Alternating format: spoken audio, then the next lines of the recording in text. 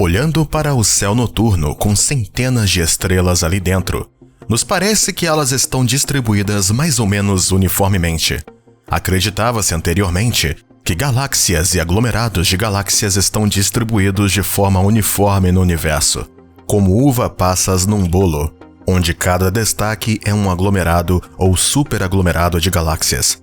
Mas, de repente, esta esbelta e bela imagem do mundo se desmoronou, e em vez de passas, os cientistas viram buracos gigantescos, como se alguém do nosso cupcake tivesse escolhido muitas das passas.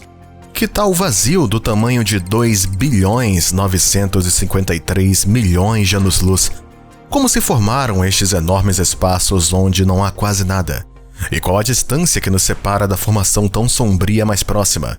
E a pergunta mais inesperada: existe uma ligação entre tais vazios gigantescos com civilizações alienígenas?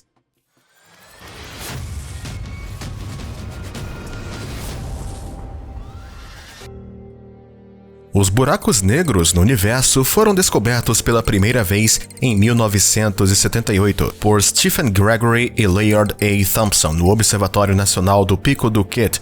Os cientistas perceberam cedo que a estrutura do universo é muito mais complexa do que se pensava, que os aglomerados de galáxias são, por alguma razão, alongados sob a forma de fios de 163 a 260 milhões de anos-luz, e, essencialmente, o universo assemelha-se a uma teia ou uma rede tridimensional gigante.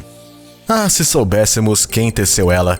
E entre os fios desta rede, existem apenas vazios cujo tamanho médio é de 30 a 50 milhões de anos-luz.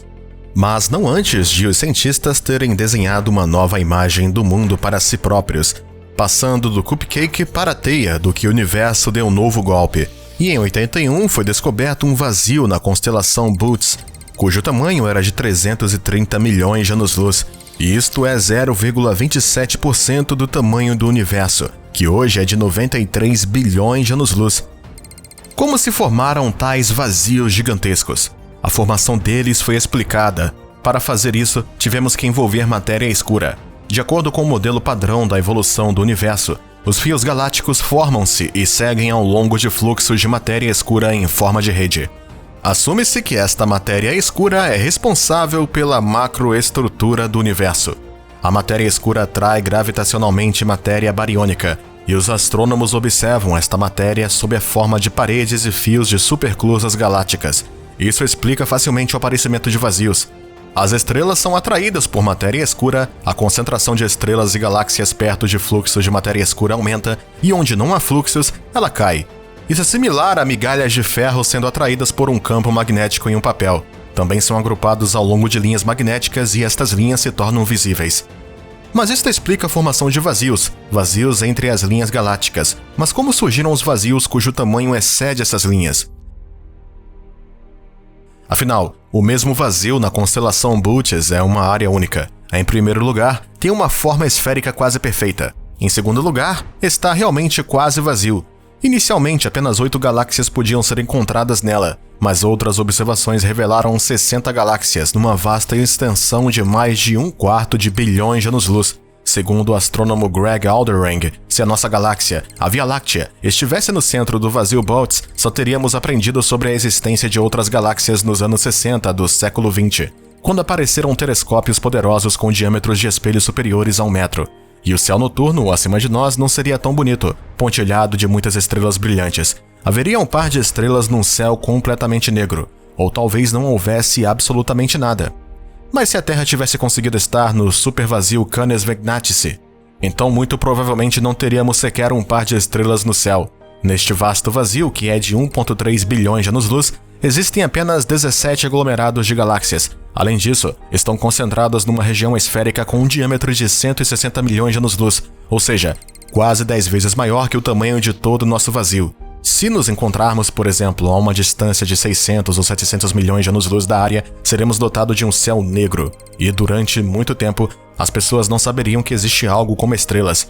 E pergunto que tipo de visão de mundo teríamos. E os voos para outras estrelas não estariam sobre a mesa para nós neste caso, mesmo num futuro muito distante. Felizmente, a distância desta região sombria para nós é de aproximadamente 1,5 bilhões de anos-luz. Portanto, vivemos, embora na periferia da nossa galáxia, mas ainda assim num lugar bastante movimentado. Temos cerca de 2 dúzias de vizinhos numa região do espaço com apenas 3 milhões de anos-luz de largura.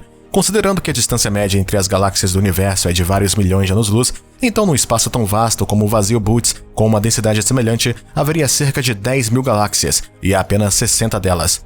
Então, como se formou uma região tão anômala? Simulações de computador mostraram que tais vazios não se poderiam formar da mesma forma que os vazios comuns. Não passou tempo suficiente desde o nascimento do universo para as forças gravitacionais limparem o espaço desta magnitude.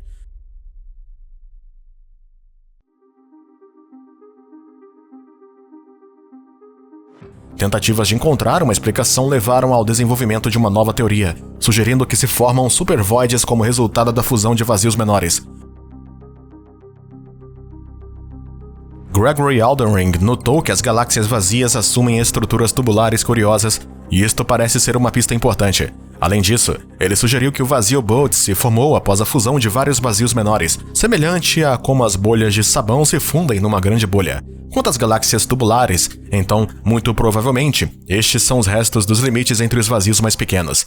Também é possível assumir uma versão ainda mais radical do desenvolvimento dos acontecimentos, o que dificilmente tem sido considerado na literatura científica. Assim, o vazio Bootes poderia ter se formado como resultado da expansão de uma civilização altamente desenvolvida.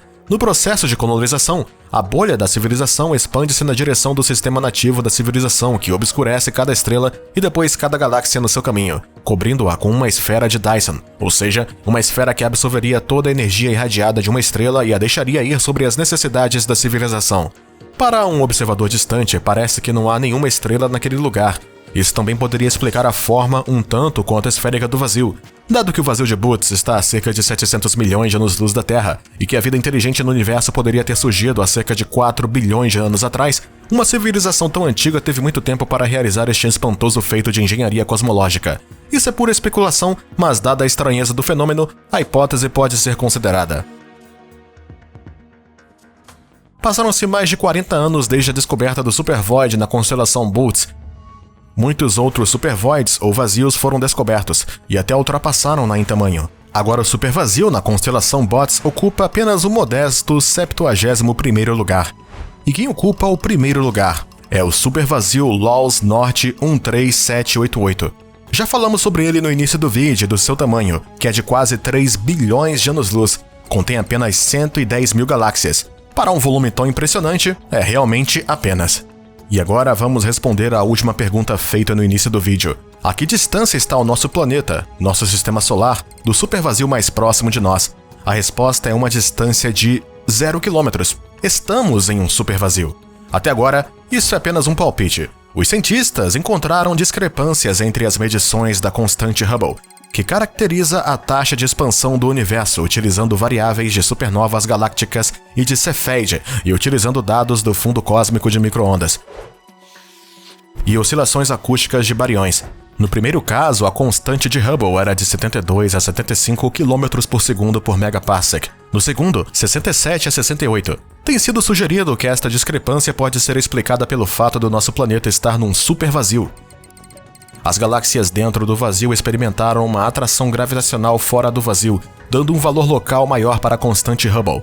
Se estima-se que este supervazio é de cerca de 2 bilhões de anos-luz, menor do que a LOLS North 13788.